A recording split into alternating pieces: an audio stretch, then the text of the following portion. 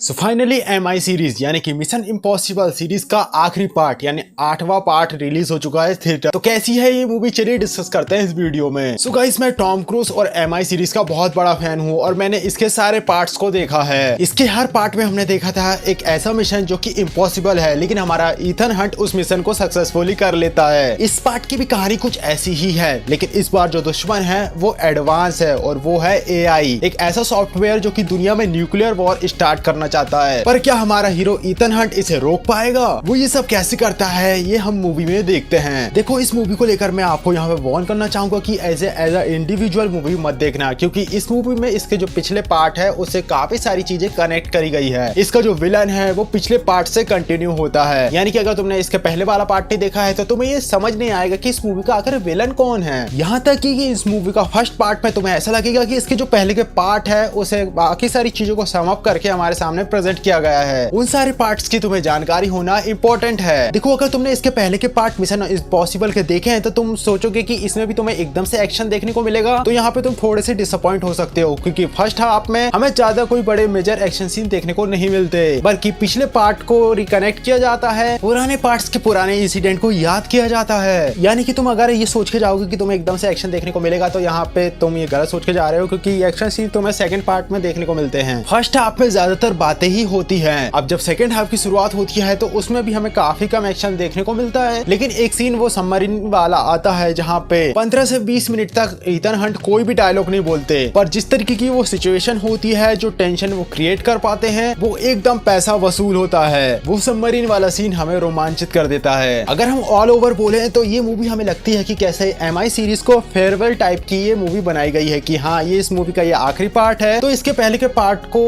Recognise करते हुए इस पूरी सीरीज को फेयरवेल दिया जा रहा है इस मूवी के थ्रू। बातें होती रहती है, पुरानी चीजों को याद किया जाता है, जिसके कारण कहीं ना कहीं मूवी काफी ज्यादा स्ट्रेच से खिंची सी फील होती है। मूवी का फ्लो भी एक सा नहीं होता, बल्कि कुछ जगह पर हमें ये रुकी सी फील होती है, कहीं वापस से ये लोग अपने फ्लो में आ जाते हैं। पर भाई साहब, लास्ट के 20 मिनट का समय जहाँ पे वो प्लेन वाला सीन हमारे सामने आता है, हमें पुराने वाले टॉम क्रूज की याद आ जाती है, उनके पुराने एक्शन हमें याद आते हैं, और यहाँ पे भी वो बिल्कुल भी डिसअपॉइंट नहीं करते। हालांकि यहाँ पे कुछ नया नहीं है, लेकिन हाँ, वो पुरानी चीजें जब हमें नॉस्टैल्जिया हिट करती है कि कैसे हमने ये सीन पहले भी देखा है इसी व्यक्ति को करते हुए, और वापस से हम इसे देख रहे हैं। यहाँ पर देखने से लगता है कि टॉम क्रूज की एज अभी इतनी बंदा 25 साल का ही लग रहा है। मैं फाइनली ये कहना चाहूंगा कि अगर तुम मेरी तरह मिशन इम्पॉसिबल के फैन हो तो तुम्हें ये मूवी जाकर देखनी चाहिए, क्योंकि फर्स्ट हाफ में जो पूरे इसके पहले के पार्ट के सीन जो रिकैप किया जाता है, हमें पुरानी चीजें याद आती हैं, और सेकंड हाफ से मेन एक्शन शुरू होता है। देखो, अगर तुम इस पार्ट को एक्शन एंड स्टंट वाइज जज करते हो तो हाँ, ये उतना परफॉर्म नहीं कर पाती जिसका इसके पहले के पार्ट कर पाते हैं। तो इस मूवी के बारे में ये कहूंगा कि हाँ, ठीक ठाक थी ये मूवी, यानी कि हाँ, हमें काफी अच्छे से एंटरटेन करती है। बेसिकली ये एक फेयरवेल था इस पूरी सीरीज का। अगर हम बात करें मूवी की समरी की, तो मूवी की शुरुआत अगर हम बात करें मूवी की समरी की, तो ये कुछ इस तरीके से है कि मूवी की शुरुआत वहीं से होती है जहाँ पे इसका पहला पार्ट खत्म हुआ था। टॉम क्रूज का कैरेक्टर जो कि ईथन हंट है, वो अभी भी एंटिटी नाम के AI विलन से फाइट कर रहा है। अब यहाँ पर इसे टोकी की जरूरत होती है, एक टॉम क्रूज के पास है और उसे दूसरे की जरूरत है। उसे पता है कि अब वो दूसरी की उसे कहाँ मिलेगी। अब एंटिटी यहाँ पर उसे रोकने का ट्राई करती है और विलन ग्रेवियल वापस से यहाँ पे लौटता है। देखो, जिस तरीके से मिशन इम्पॉसिबल मूवीज का फ्रेम होता है कि हमें फर्स्ट एक्ट में बड़ी एक अच्छा एक्शन सीन देखने को मिलता है, फिर मिडिल में और फिर लास्ट में, लेकिन इस मूवी का फर्स्ट हाफ तो पूरा रिकैप ही है। हालांकि मूवी का फ्लॉस कुछ इस तरीके से है कि इसमें कई सारी चीजें ऐसी होती हैं जो कि पता नहीं तुम्हें सेंस नहीं बनाती।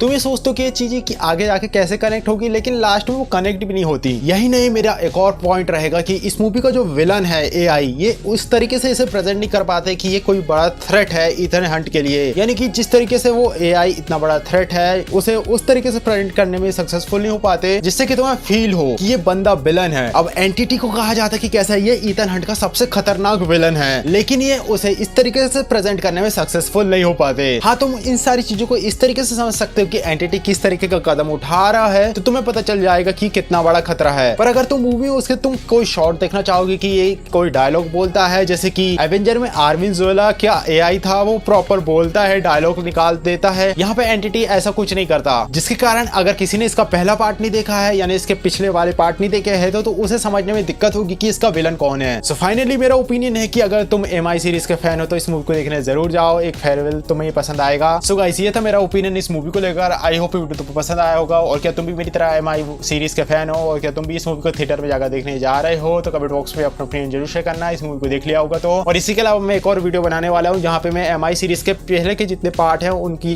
थोड़ी समरी पूरे एक वीडियो में समाप्त करके तुम्हारे सामने रखूंगा, ताकि तुम अगर इस मूवी को देखने जा रहे हो तो मैं कहूंगा पहले तुम उस वीडियो को देख लेना, ताकि इस मूवी को देखने में तुम्हें दिक्कत ना हो। सो गाइस मिलते हैं नेक्स्ट वीडियो में, तब तक के लिए बाय। इसके पहले के पार्ट की पूरी समरी एक वीडियो में मैंने बनाई है जो यहाँ पे शो हो रही, जिस पर क्लिक करके तुम इसे देख सकते हो।